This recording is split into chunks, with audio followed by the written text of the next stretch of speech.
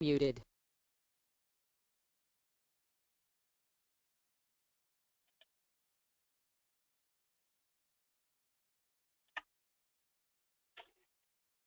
And good morning, everybody. Welcome to one of our bi-monthly REA webinars.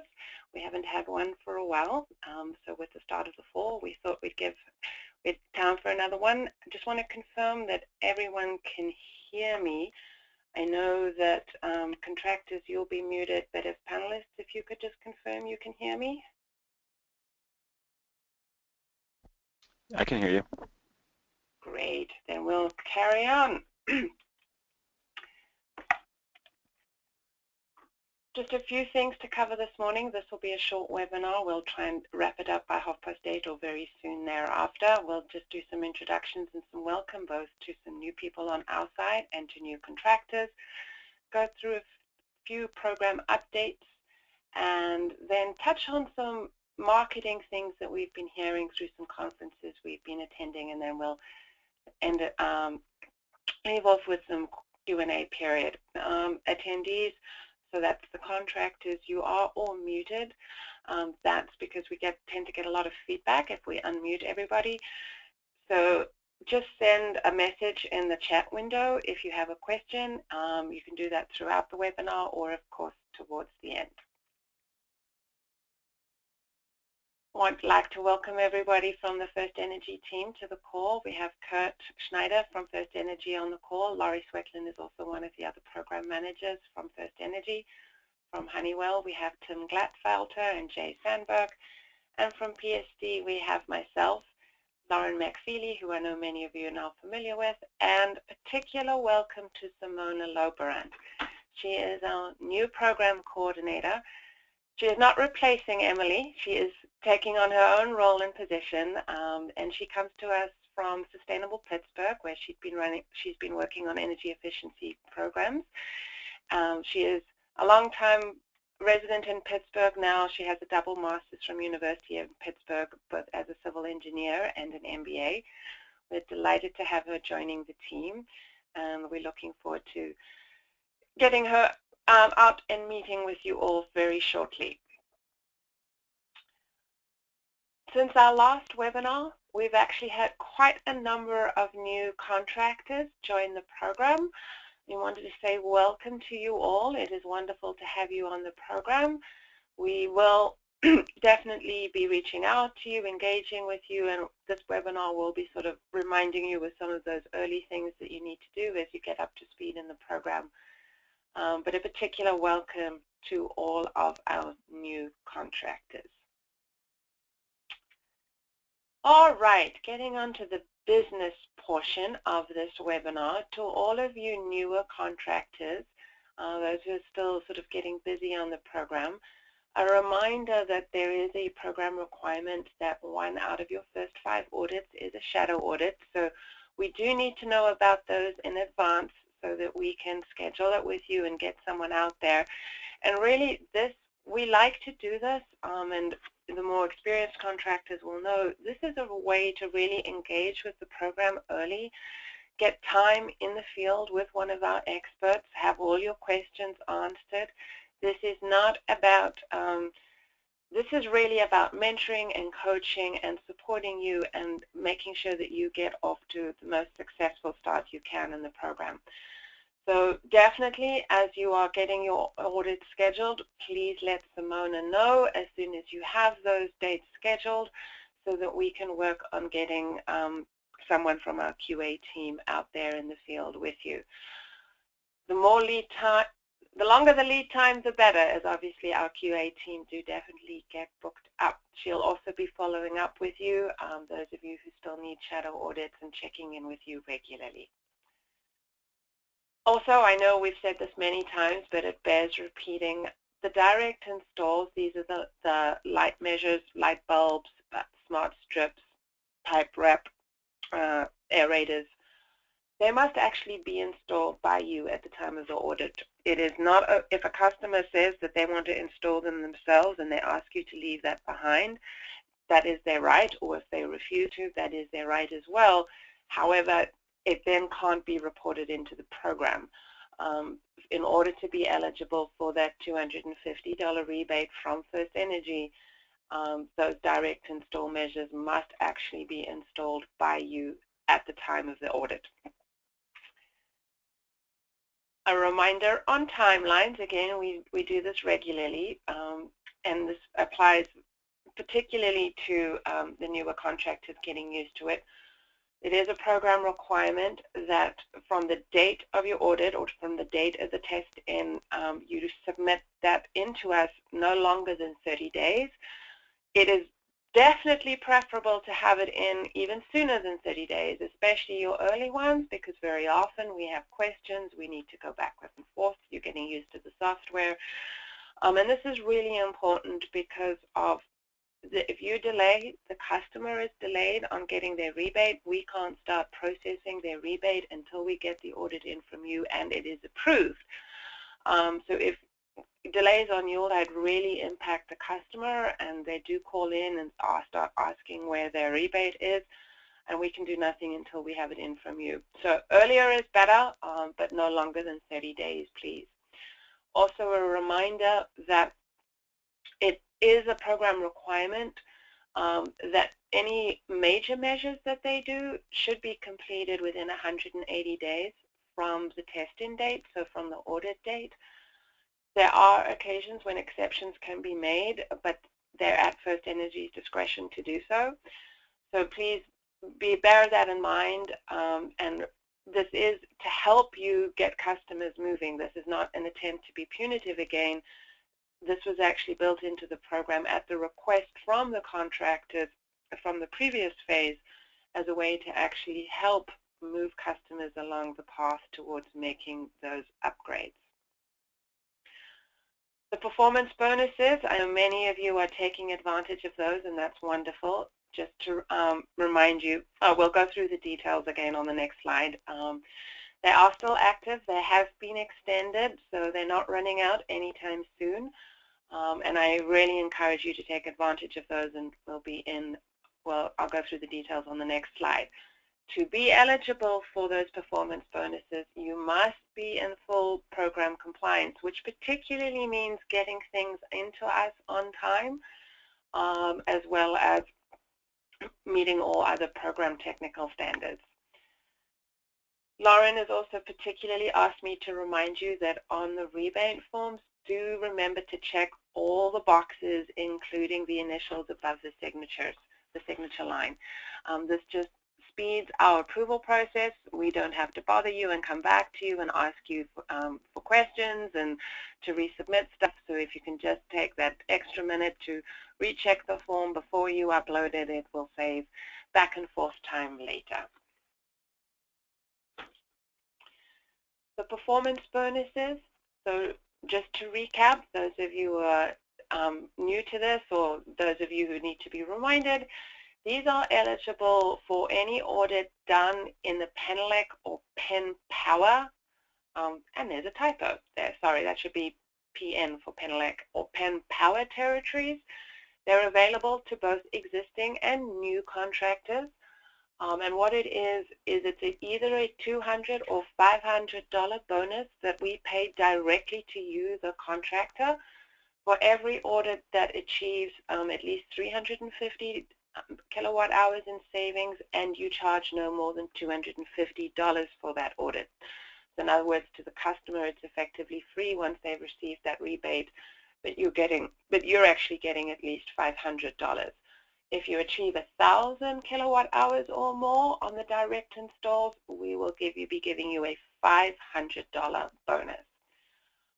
For our newly enrolling contractors, these are the contractors who enrolled in the program since October of last year, actually. So all of you who have come on recently are all eligible.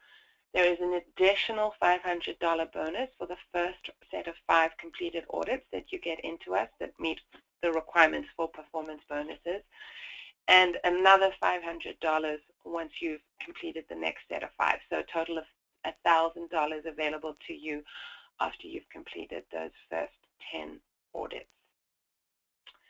And it is wonderful to see some of the newer contractors already taking advantage of that. We're really pleased to see that. The reason why the performance bonuses were designed is because we are definitely needing to get activity up in the Penelec and Penn Power territories.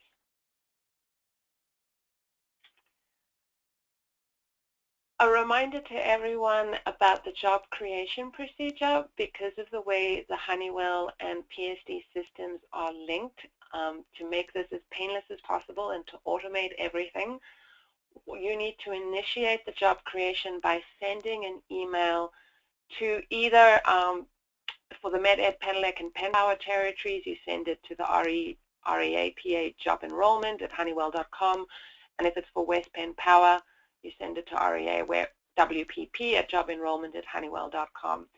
What Honeywell needs in order to create it on their side is the customer name, address, account number, and the date and time of the audit.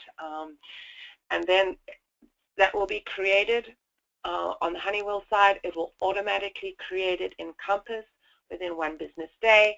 And as soon as it's in Compass, you'll then be able to start entering the builder and owner information in Compass. We have now automated the electric meter data is now flowing automatically into Compass as well. Depending on how the data is in the database from First Energy, there may be gaps or there may be some overlapping of dates. That will tend to cause an error on Compass, so you definitely want to just look at it. If you're seeing that it's causing an error, it'll either be because of an overlapping date or gap between dates. You can either correct that, just correct the dates, or you can just go back to the way you used to do it before, which is just delete out the data and manually upload either the annual or the monthly as you did before. Once you have that all created in Compass, of course, the job is automatically created in Surveyor, and you go on to Surveyor and start modeling the audit. And last few things on Surveyor and Compass, there has been an update, so just a reminder that you'll need to download the new version. Many of you have done this before. You'll sync your work in Surveyor, and then you'll re-download Surveyor from the Compass dashboard. If you have any questions, of course, Lauren and Simona, just email them and they will walk you through that process. Also, Surveyor does only handle 2 heating systems. This is because of the way the TRM is set up. If a home has more than 2 heating systems, and they most definitely exist out there, contact us. We have ways of working, guiding you to a solution depending on the home and depending on what you're trying to do. We definitely have some options. So definitely don't spin your wheels and get frustrated. Just reach out to us so that we can help you find the best solution as quickly as possible. I also want to remind you that as part of a Surveyor update that was done some time back, you can actually add priorities to the recommended major measures, first, second, third, etc. priority. And those recommendations will then come out in the same order on the homeowner report. I'll show you on the next screen where you find that in Surveyor. It's a nice way to order those recommendations and make it clear to the customer and to the homeowner what you're recommending they do first, what is going to get them the biggest bang for their buck, as it were. And then meter data, we talked about that a little bit in the previous screen. Again, any questions, please just reach out to Simona or Lauren. They will happily answer your questions. So here, on the Improvements tab in Surveyor, after you've modeled the improvement, there is a status section underneath. Obviously, when it's still at the audit stage, it's recommended. And right underneath there is you see priority and a drop-down select. If you click that, it'll come up with 1, 2, or 3. And you set that for each of your major measure, each of your recommended improvements. And then that will flow through to the homeowner report.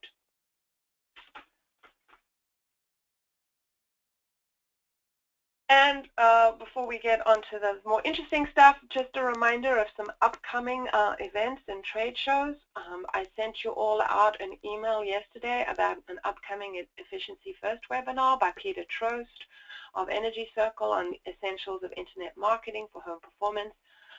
If you are an Efficiency First member, of course, that webinar is for free, but if you're not, I would still really highly recommend you joining that webinar. Peter Trost is an excellent speaker, and he really knows his stuff around marketing. I listened to him at ACI and some of what I'm talking about was some of what they were talking about at ACI. But this webinar is on a slightly different topic, and I highly recommend him.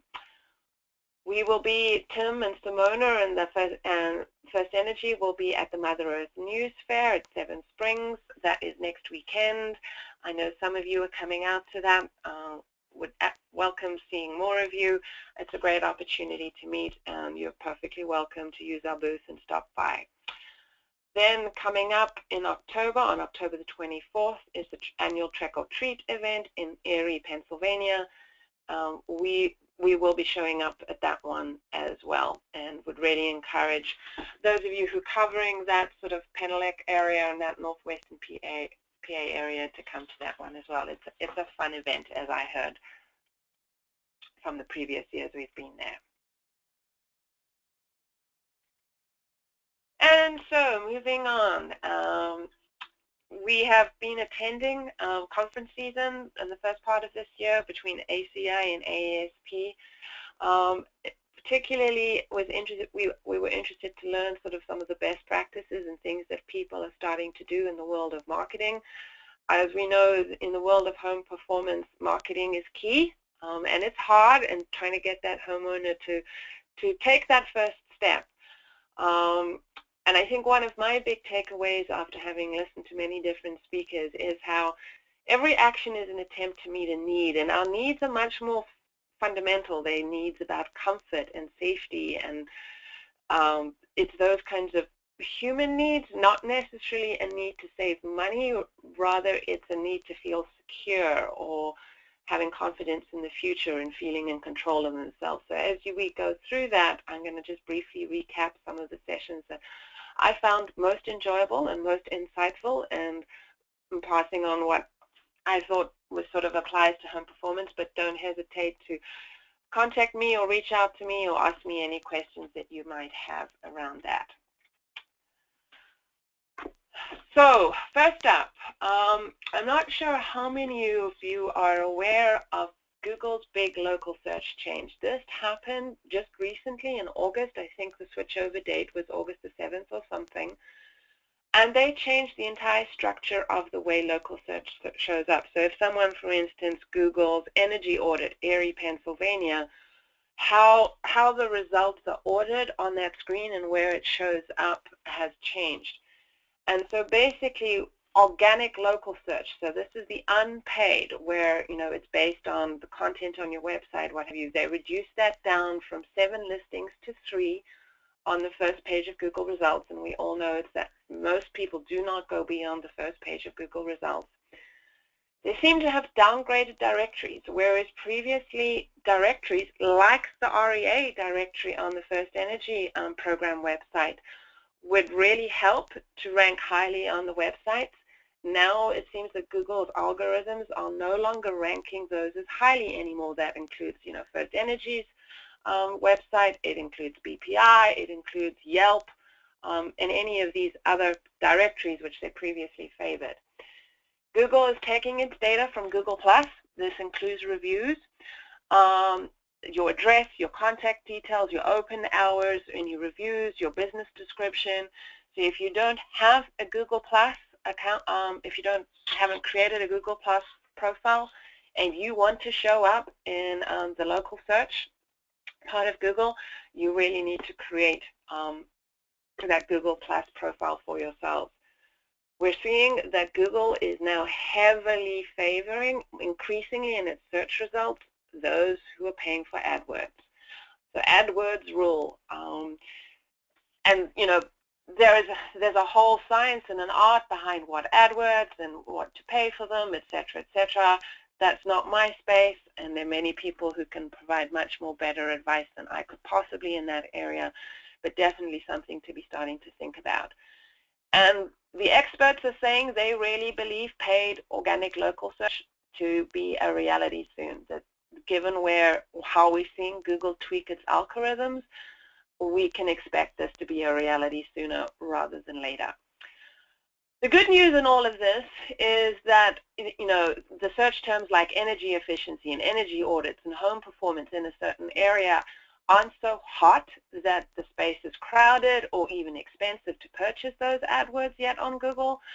But the bad news is that the reason why it's not is because people aren't searching on those terms anyway. They are searching on things like furnace replacement or furnace upgrade or insulation. They're not typically searching on terms that relate to home performance. Again, Peter Trost, his upcoming webinar, will go into a lot more depth about how to really take advantage of the new things that are happening in internet marketing. This is just a screenshot of a before and after that Google made the change. So on the left-hand side, that was the previous Google search page, and you can see down at the bottom on the left-hand side, there were 7 local listings. When they switched it up after the August 7th changeover, now the map comes first. You've got the 3 paid ad links at the top, then the map, and then there's only 3 local search listings underneath that. And all those results, whether or not you have a review, your directions, when you're open, are coming straight from Google+. A very different session that I sat in on was delivered by Suzanne Shelton of the Shelton Group. They do some pretty amazing marketing research. They do an annual market research survey. They've done it for several years now, so they've been able to really track the trends. And what they're seeing is that we are now starting to have a real perception and value proposition problem with homeowners. They are denying they're having a problem, and they don't even think efficiency is worth it. And this is coming from, they're thinking, 80% of Americans are thinking that they use less energy than they did 5 years ago. Those of us who are in this space know that that is not true at all, but this is what your average homeowner thinks. 42% think their homes are already energy efficient.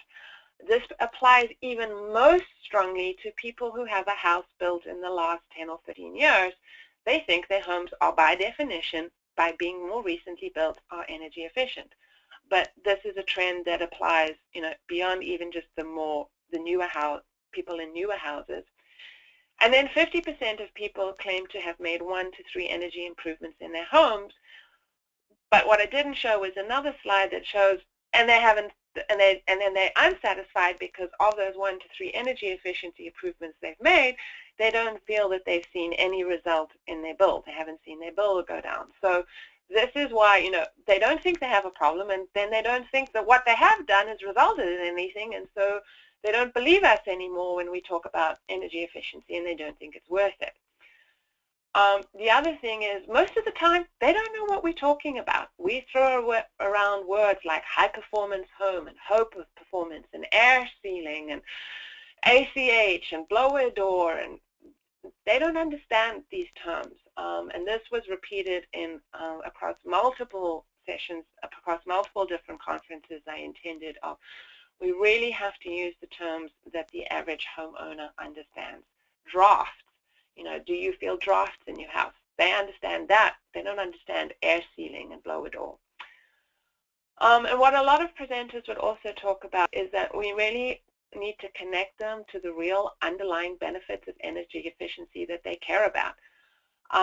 And these, again, this comes back to every action is an attempt to fill a need, in the sense that if there's some reason why they're interested in doing something, they're not comfortable in their home, they've got health issues, they're too hot, they're too cold, it's drafty, they can't use certain rooms at certain times of the year, they're wanting to sort of be able to have bragging rights with their neighbor, they want to feel in control of their energy bills, whatever those things are, that's what they care about, and we need to connect with those underlying drivers, which are much more psychological and emotional than they are rational. One of the last things that Suzanne Shelton said, which I was particularly intrigued to hear, was that a lot of times we do these upgrades to homes, and then we don't really educate homeowners and how they need to act now that their home is tighter and has more insulation. If they carry on doing the same, if they carry on with the same behaviors that they did before the work on their home was done, they're not going to see the results they should see. This includes, with a smart thermostat and how to really use that. So really taking the time after the work is done to walk them through on how they need to use this new equipment or how they should be changing their behavior to really take advantage of the work that has been done in their home. The last one I want to talk about was a presentation by Mike Rogers from Armstad Consulting, and he will hopefully be doing some training for another First Energy program very soon. That's in progress. But I listened to him at ACI, and he did a whole day-long session, so this is a very brief summary, but a lot of the same messages. He would say, put it in the words that your mom would understand. Dump the jargon. Make it really plain English to really help them understand. He loves the quote, people don't want heating fuel or coolant. People want cold beer and hot showers. Again, this is getting at the underlying drivers of what is motivating people to take action. Suzanne Shelton's way of describing this is that people don't buy a 3/8-inch drill bit. They buy a 3/8-inch hole. So people aren't typically buying insulation, they're buying comfort. And so that affects how words you use and how you describe it and how you really understand what is driving a homeowner. Mike Rogers' concept is sales is everything you do. It's how you answer the phone. It's how your truck looks when you show up. It's how you show up on time. It's what you're wearing. It's how you talk. It's what questions you ask. It's how you follow up. That everything you do is sales. He says that most of the time, contractors and auditors, we're geeks, we're nerds, we love our stuff. We tend to do more of the talking, whereas actually we should be doing more of the listening and getting the homeowner to talk. Let the homeowner be sharing what their issues are.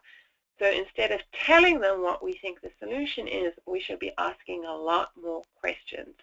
And the type of questions we ask matter a lot. We're getting at perception questions, value questions, needs questions, not just facts. We also should be trying to get at those underlying psychological and emotional drivers of why the homeowner has you there in the house doing something. And so he would sort of summarize this with, finding the technical problems is your job, but understanding how those problems relate to what the homeowner really cares about, that's your sale. Because once you can connect the problem and solution to what they really care about, then the sale has sort of happened. But until you've done that, you're swimming upstream to try and get them to care about what it is, the solution you are proposing. So that's it in a nutshell, and we will go to Q&A now. Audience members, contractors, if you type your questions in, I can see those and we can take it from there.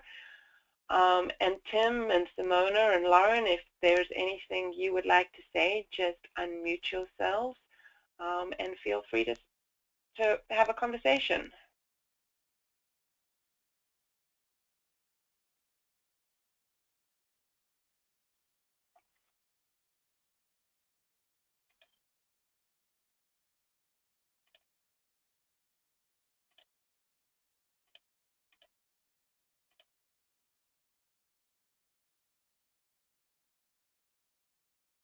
Well, it seems like we might not have any questions.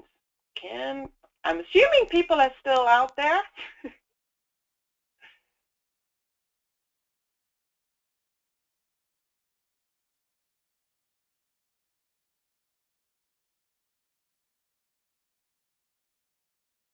All right, then. I don't see any hands raised.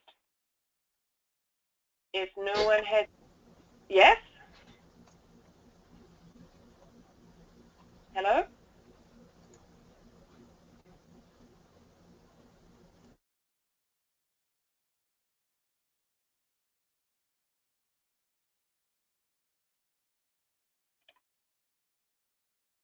All right, if no one has any questions, we'll end this webinar. As always, please don't hesitate to reach out to us. Simona's email is on the screen. Her cell phone number is the same as Emily's was. Lauren is also here to answer any questions. And of course, I'm glad Honeywell can answer any questions about job submittal and in particular any marketing that is happening.